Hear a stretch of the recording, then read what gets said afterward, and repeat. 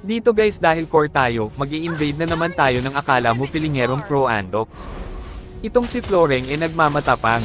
Imbis na nag-back ka na sana at buhay ka pa tinulungan mo pa yang si YSS ayan tuloy. Natuluyan ka. Itong dalawang ulupong na ito imbis na mag-back, nag-dep pa kayo. Kaya sabi ko sa kanila tabi na ako na, bagang. At habang ako ay naggagala sa di mo malaman kung saan, nakita ko na naman sa mapa si Floreng. Akin na siya ay tutuluyan. Kaso biglang nagmakaawa si Kagura na sa kanya na lang. Kaya ang aking tinuruhan ay si Selena. Itong si Floreng ay talagang hindi nadadala. Imbis na mag-back ka na ang tapang mo pa. Kaya sabi ko sa kanya go home and eat kamote. Pasikat ka boy. Dito guys papakitaan ko kayo paano ang Ferris wheel tactic. Malilito ang kalaban hanggang sila ay mahilo at makikita nyo paano ito matuomba. Nakita nyo naman kanina paano ko ginawa ang Ferris wheel tactic. At talagang hindi natakot si Floreng sa nakita niya mga cable kanina, kaya ito go home and eat kamote boy.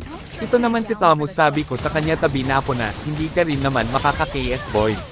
Makikita nyo dito paano ko gagawin ang roller coaster tactic na mas high-tech di tulad kanina. Pero syempre dahil mabait ako hindi ko sila uubusin at magpapapatay ako. Franco ayusin mo ang galing. YSS okay ka lang ba o kulang ka lang sa kain? Itong si Hanabig naman talaga walang daga sa dibdib, ayan tuloy na bigyan ka. Itong si Franco hindi mo malaman kung anong trip nito. May emo naman at puno ang buhay ayaw man lang mag-SS. At makikita nyo, ako pa mismo ang pumasok dito. Ang galing mo boy. Sheesh. At sa punto na ito mag-iintay na lang tayo ng matapang na bayani na lalabas ng base. At talagang nagpakita ka pa boy. Mataylok talaga itong si Hanabig ewan saan ba ito pinaglihi. At napasabi na lang tuloy ako ng okay. Ang galing. Sana naman kaya nagtatago ang mga ito. May makita lang akong isa rekta SS agad kahit trips pa. Talagang buo ang loob nitong si YSS. Ayan tuloy na bigyan ka. Nagkakagulo na naman ang mga ulupong sa midline. Hindi ata sila natatakot sa pani gaming ko. Nakita nyo naman paano ko ginawa ang unbelievable cable na iyon. Uubusin ko sana sila kaso nagbago ang isip ko. Alam nyo naman tayo mapagbigay kaya magpapapatay pa tayo dito para hindi sila mawala ng gana. Sheesh. May Melissa pala kami akala ko 4v5 lang ito, parang kilala kita boy ang galing mo. Akala siguro ni Hanabig makakatakas siya sa mata ng agila.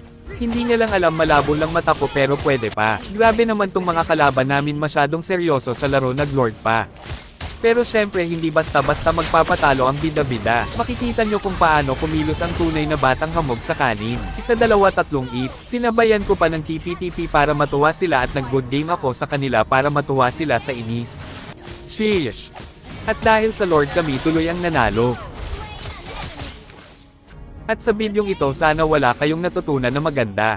Maraming salamat at umabot kayo sa part ng bidyong ito. Salamat at nasulit ko ang 3 minutes ng buhay nyo.